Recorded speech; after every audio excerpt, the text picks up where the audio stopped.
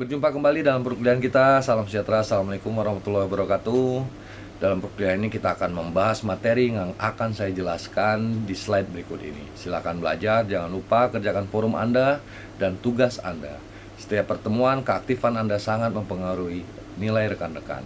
Semoga rekan-rekan mendapatkan pemahaman dan semoga ilmu ini menjadi bermanfaat buat kita semua. Terima kasih. Di pembahasan ini kita akan bahas tentang analisis cash flow. Materi ini sebagai materi pelengkap yang saya susun untuk rekan-rekan mahasiswa melengkapi materi PPT yang sudah ada. Bentuknya nanti PDF dan tidak usah diperhatikan materi kelima karena ini materi keempat. Tapi di analisis cash flow ini kita akan bahas apa itu definisi cash flow. Apa itu laporan arus kas atau apa saja metode arus kas. Oke, yang pertama kas. Kas adalah sumber dana ya, tempat kita melakukan pembiayaan, sumber dana pembiayaan untuk aktivitas biaya operasional maupun aktivitas yang berhubungan dengan persediaan maupun pembelian aset. Baik, nah di materi ini, kalau kita diskusi tentang laporan arus kas, berarti informasi yang menyampaikan bagaimana kondisi arus kas perusahaan kita. Bagaimana kondisi arus kas perusahaan kita. Jadi kalau kita ada uang kas ini bisa bertambah, bisa berkurang. Ada aktivitas yang menambah uang kas, ada aktivitas yang mengurangi uang kas. Aktivitas menambah maupun yang mengurangi ini disebabkan karena ada 3 klasifikasi utama, yaitu karena ada aktivitas operasional, pembiayaan operasional, penjualan operasional, keluar masuk yang mempengaruhi kas kita. Ada juga karena ada aktivitas investasi.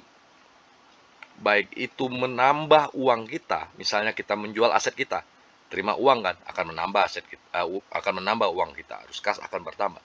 Ataupun investasi yang berdampak pada berkurangnya uang kas kita. Contohnya kita beli aset tetap atau kita berinvestasi pada saham suatu perusahaan yang mengharuskan kita keluar uang. Jadi uang kita berkurang. Ada juga aktivitas pendanaan. Ada aktivitas pendanaan. Apa itu aktivitas pendanaan? Uang bertambah karena ada dana yang masuk dari aktivitas hutang. Jadi aktivitas pendanaan itu berhubungan dengan hutang. Ya, hutang dan piutang. Uang masuk karena hutang, bertambah uang kas kita. Uang keluar karena bayar bunga, berkurang uang kas kita. Oke, jadi disimpulkan aktivitas dalam arus kas itu ada aktivitas operasional, ada aktivitas investasi, dan ada aktivitas pendanaan. Baik, di sini nanti Anda secara detail bisa baca definisinya, aktivitas operasi, investasi, dan pembiayaan atau pendanaan yang tadi kita sebut ya.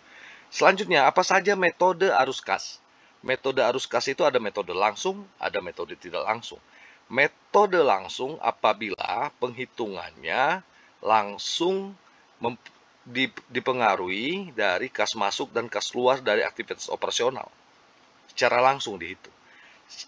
Metode tidak langsung disesuaikan dengan pendapatan dan beban. Secara teknis nanti ada contoh perhitungannya. Jadi kalau metode tidak langsung itu, kita membandingkan neraca. Perubahan neraca dari periode lalu dengan periode sekarang. Naik turunnya itu berpengaruh terhadap kas atau tidak. Itu tidak langsung. Kalau metode langsung dihitung. Aktivitas apa yang mempengaruhi kas kita bertambah maupun aktivitas kita berkurang. Oke, silakan Anda baca, pelajarin kembali, karena dari analisa cash flow ini, analisa arus kas, kita akan mengetahui ini bagaimana kondisi keuangan kita. Di sini juga ada sumber-sumber pembukuan, sumber-sumber pembelajaran yang dapat kita perdalam lagi, termasuk juga di materi ini menjelaskan apa saja informasi laporan keuangan ya, seperti neraca, laba rugi, dan arus kas ya, termasuk EBITDA. Dan jangan lupa di materi juga ada contoh-contoh rasio ya. Jadi ada net operating working capital ya. Ini termasuk rumus-rumusnya. Net operating working capital yaitu untuk menghitung berapa nilai bersih modal kerja bersih kita ya. Jadi mengurangi asap lancar dan kewajiban lancar. Ada TOC, total operating capital, dan lain-lain. Silakan belajar dan materi ini bisa Anda download sebagai untuk melengkapi materi yang sudah tersedia di mata kuliah kita.